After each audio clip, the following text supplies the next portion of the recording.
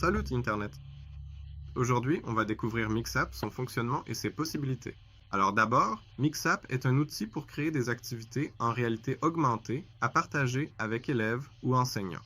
Mais bien sûr, Mixap ne se limite pas qu'au cadre scolaire. Mais comme il a été conçu pour ça, son design est simple et agréable.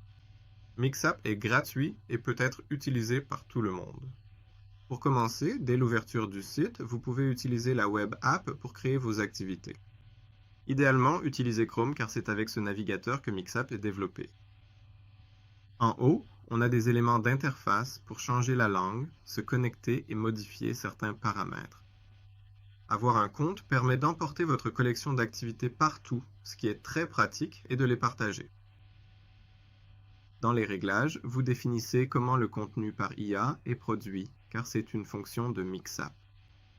La version est utile si vous trouvez un bug et nous envoyez un mail pour nous donner du contexte. Il y a aussi une corbeille où vont les activités quand vous les supprimez.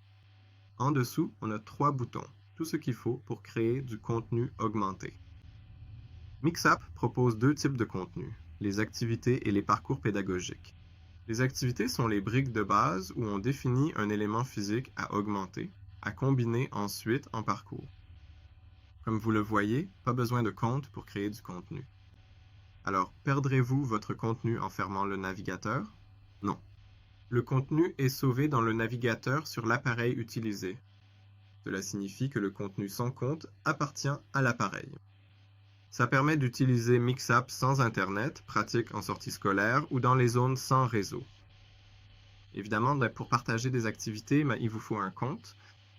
L'usage sans compte est limité, mais idéal pour les tablettes prêtées aux élèves. Ils n'ont pas besoin de se connecter pour faire les activités. Maintenant, comment partager les activités avec vos élèves? Vous voyez que chaque activité a un bouton nuage. En cliquant dessus, vous pouvez générer un code QR.